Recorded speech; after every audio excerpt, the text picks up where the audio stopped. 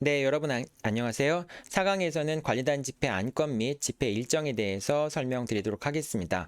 관리단 집회를 준비하는 과정에서 안건을 어떻게 상정해야 되는지, 안건을 어떻게 정해야 되는지라고 하는 부분은 사실상 간과되기 쉬운 부분 중에 하나인데요. 이게 상당히 중요한 부분이라고 볼 수 있겠습니다. 자, 그러면 관리단 집회의 안건을 어떻게 상정하느냐? 먼저 이제 관리단 집회를 구분 소유자나 아니 관리인이나 관리위원회에서 이제 그 진행하는 경우들이 있을 수 있겠죠. 최종적으로 이제 관리인이 관리단 집회를 소집할 텐데 그런 경우에는 관리인이나 관리위원회에서 어떤 안건을 올릴 것인지를 결정을 하게 되겠죠. 근데 이제 관리인이 없거나 또는 처음에 이제 관리단 집회를 소집하거나 그런 경우에는 구분 소유자의 5분의 1 이상 요청해서 이제 집회를 개최하는 경우에는 구분 소유자들끼리 모여서 어떤 안건을 상정할 것인지 여부를 결정을 해야 됩니다. 그리고 규약에 따른 안건 같은 경우도 있는데요. 예를 들면 이제 규약에서 감사가 관리단 집회를 개최를 요청할 수 있다라고 하는 경우에는 그 감사가 관리단 집회에서 어떤 사항을 보고를 할 건지 또는 결의를 할 건지 이런 부분들에 대한 안건을 상정을 할 수가 있게 됩니다. 자, 안건 선정의 중요성인데요.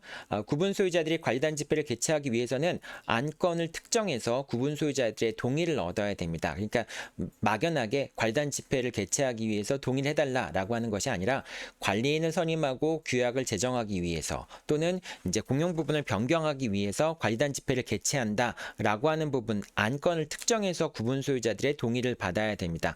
이걸 이제 너무 절차가 번거로우니까 뭐 관리단 집회를 개최하는 것에 대해서 포괄적인 동의를 하거나 포괄적으로 이제 소집 통제를 하거나 이런 경우들이 있을 수 있는데 그 자체가 안건이 특정돼 있지 않은 경우에는 동의 자체가 무효가 될 수도 있고요. 또 소집 통지 자체가 절차적 하자가 있을 수도 있습니다. 그렇기 때문에 반드시 안건을 잘 설정을 해서 구분 소유자들의 5분의 1 동의를 받을 때도 안건을 명시해서 동의를 받아야 되고 소집 통제를 할 때에도 이제 그 안건들을 정확히 명시해서 구분 소유자들한테 통지를 할 필요가 있습니다.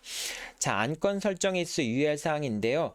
이제 구분 소유자들이 관리단 집회를 소집하는 경우에서는 규약에서 달리 정하지 않으면은 연장자가 의장이 됩니다. 예를 들면은 이제 그 연장자가 의장이 됐을 경우에는 그 연장자분이 뭐 이쪽 관리단 집회에 관한 업무에 대해서 잘 아시는 분이면 상관없는데 잘 모르시는 분일 수도 있잖아요. 근데 그렇게 되면 관리단 집회가 상당히 진행이 어려운 경우들이 있습니다. 그래서 보통은 이제 관리단 집회 연장자보다는 이제 관리단 집회를 소집하는 이제 구분 소유자 5분의 1의 동의를 받기 위해서 동의 절차를 진행하는 그런 구분 소유자 중에서 한 명이 대표자로서 전체적인 소집 동의 절차를 진행을 하거나 또는 관리단 집회를 준비하는 그런 역할을 하게 됩니다. 그런 분들이 관리단 집회의 의장이 되도록 하는 것이 이제 관리단 집회가 원활하게 진행되도록 하는 방법 중에 하나이겠죠.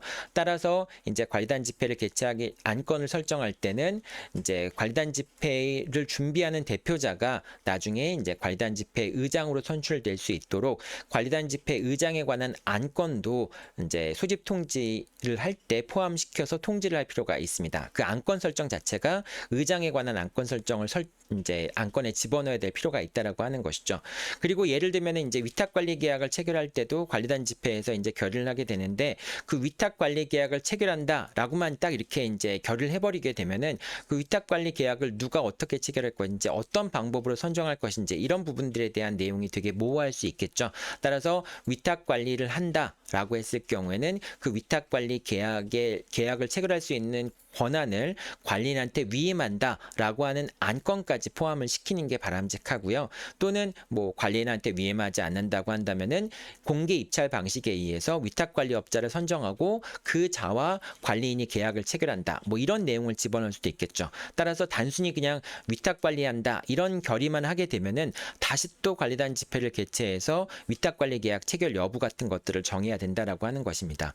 공사계약 같은 경우도 마찬가지입니다. 자, 이와 같이 여러분들이 관리단 집회에서 어떤 안건을 설정할 때는 그 이후에 다시 또 그 안건에 대한 후속 조치로서 또 관리단 집회를 개최하지 않도록 그 안건과 관련되어 있는 내용들을 그 안건의 내용에 다 포함시켜서 결의하는 것이 바람직합니다. 그래서 안건을 어떻게 설정할 것인가라고 하는 부분이 상당히 중요한 부분이라고 얘기할 수 있겠죠.